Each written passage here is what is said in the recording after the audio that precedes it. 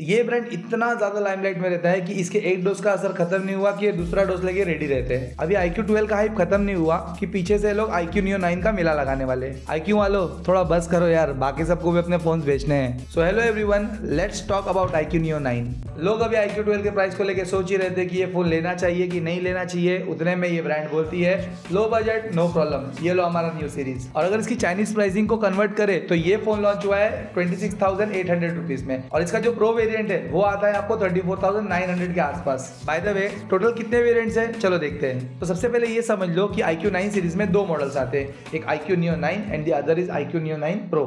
मतलब एक regular model है और एक प्रो मॉडल है। अब जो रेगुलर मॉडल है उसके 4 अलग अलग वेरिएंट्स है एंड जो प्रो मॉडल है उसके अलग अलग 4 वेरिएंट्स है, मतलब टोटल 8 वेरिएंट्स। और अगर इसके कलर कॉम्बिनेशन को कंसिडर करो तो टोटल होता है कितना, 8 3 24। भाई 24 अलग अलग ऑप्शंस, वो भी सिर्फ एक ही मॉडल के। बट क्या सारे मॉडल्स इंडिया में लॉन्च होंगे? नहीं। तो फिर इंडिया में कौन से मॉडल्स लॉन्च होंगे और इसकी प्राइसिंग क्या होगी बताता हूं, but let's check some of its key features. अब iQOO Neo 9 एंड 9 Pro के सारे स्पेक्स ऑलमोस्ट सेम है। The only difference is in the performance section and camera section में एक छोटा सा चेंज है। बट सबसे पहले डिजाइन की बात कर लेते हैं। दोनों फोन का डिजाइन एकदम सेम है। ये 3 कलर वेरिएंट्स में आते हैं। बस अगर आप लेदर टेक्सचर वाला बाय करते हो तो you have to handle a bit more weight and thickness. अब एक बात जान के आपको हैरानी होगी कि iQOO Neo 9 सीरीज में जो डिस्प्ले यूज किया गया है वो सेम iQOO 12 का डिस्प्ले है। मतलब कंपनी अपने फ्लैगशिप मॉडल का डिस्प्ले iQOO Neo 9 सीरीज में यूज कर रही है। चलो अच्छी बात है, फ्लैगशिप मॉडल का कुछ तो मिल रहा है। मतलब इसमें 6.78 इंच की एक OLED स्क्रीन है विद 3000 निट्स की पीक ब्राइटनेस एंड इसके अलावा और भी कुछ जान के क्या करोगे। बट फिर भी अगर जानना है तो ये लोग सारे स्पेक्स दे दिया हूँ। और अगर और डिटेल में जानना है तो एक काम करो, iQOO के ऑफिशियल वेबसाइट पे चले जाओ,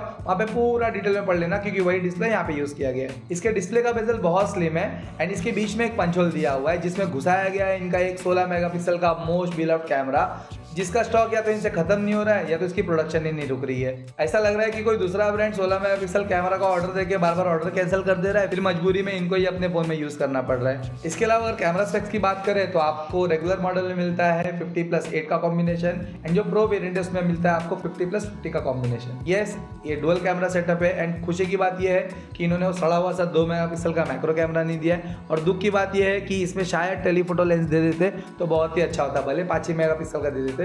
लेकिन एक बात तो अच्छी है, एटलीस्ट उन्होंने प्रो मॉडल में जो वाइड एंगल कैमरा है उसका कम से कम मेगापिक्सल काउंट तो बढ़ाया।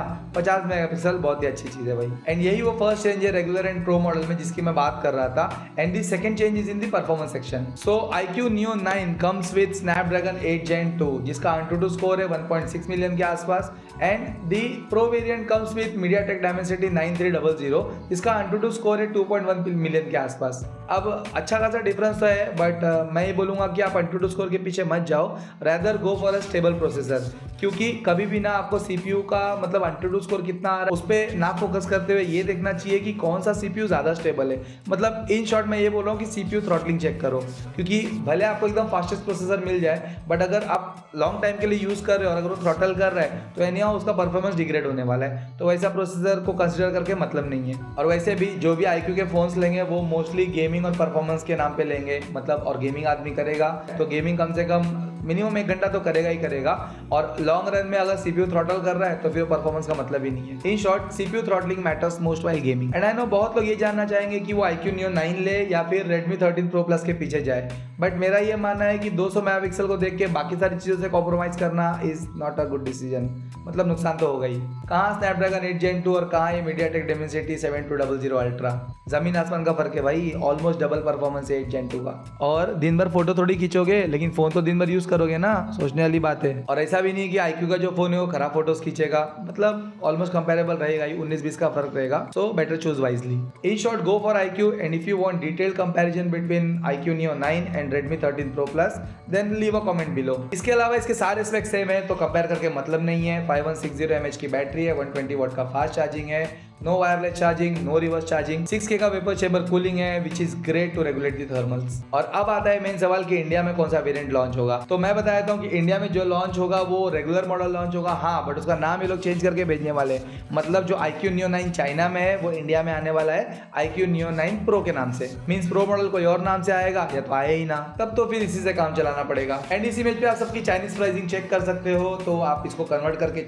देख सकते हो। और अगर बात करें स्पेसिफिकली इंडिया इंडिया की, तो ये इंडिया में बिलो 35 के लॉन्च होने वाला है एंड सारे ऑफर्स मिला के I think it will go below 30 के, which is an excellent deal. But ये बात याद रखना, iQOO Neo 9 ही iQOO Neo 9 Pro के नाम से इंडिया में आने वाला है, मतलब गंगाधरी शक्तिमान है और शक्तिमानी गंगाधर है।